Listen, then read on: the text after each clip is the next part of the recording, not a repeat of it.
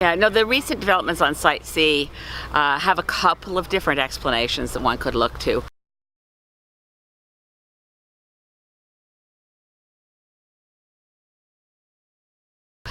One is, the one that media tends to look at, is that the Trudeau Liberals federally see defending Site C at this point as being on the same side as John Horgan. So in a manifestly childish maneuver, they don't want to go to court on the side of protecting the Site C permits to the federal government. Now, the other explanation is that our Minister of Justice, Jody Wilson-Raybould, is truly troubled by being in a court case where West Moberly First Nation is looking for their rights, and intervening against their rights is something that she would rather not do. Every single minister in the Trudeau cabinet had a mandate letter that said, and I think I know it verbatim, there is no relationship more important to this government than our relationship with Indigenous peoples, First Nations, Métis, and Inuit. That if that's their most important relationship, I'd hate to see one they didn't care about.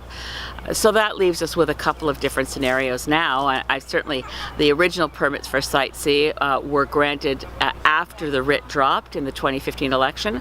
They were granted by Stephen Harper's cabinet in defiance of an extremely strong environmental assessment report that told them that the environmental damage could not be mitigated and it would include loss of First Nations rights as described in treaty, but that many of those issues were beyond the mandate of the Environmental Assessment Panel.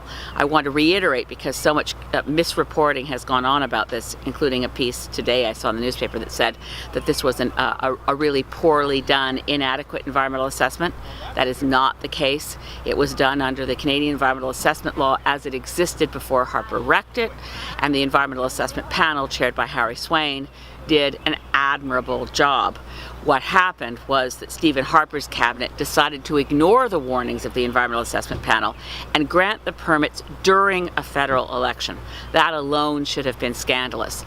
I met with the ministers in the Trudeau administration virtually as soon as they were appointed to say, whatever you do, do not approve Site C. As a matter of fact, I only know that the permits were all granted during the writ period because I asked Transport Minister Marc Garneau to release them to me, and he did. He put them on the public website, and that's how we know the timing of the first round of permits.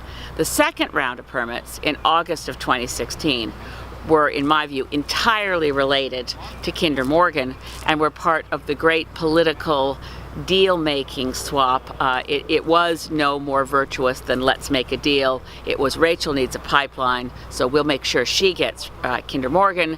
Meanwhile, Christy doesn't want a pipeline, so to make her take something she doesn't want because her 5 conditions aren't met yet, the federal Liberals will approve Woodfibre LNG, Petronas LNG, and Site C, because those were all things Christy wanted. So Rachel needs a pipeline, Christy needs LNG and Site C. None of these were properly reviewed by the Liberals. It was just let's make a deal. So where we are right now, it's anybody's guess. Certainly hoping that the courts see the virtue of the injunction that West Moberly First Nation is asking for. LNG, fracked LNG, it has a higher carbon footprint than coal because of all the methane emissions in the production and the fracking and the breaking of the fractured areas. And of course, there's the water contamination issue. There are many issues about fracking. We should ban fracking across Canada. New Brunswick has a ban on fracking. Nova Scotia has a ban on fracking. Quebec has a ban on fracking. Why is the British Columbia New Democratic Party government pushing fracking and LNG as though this is a big economic winner? It's not an economic winner, and it's a big climate loser.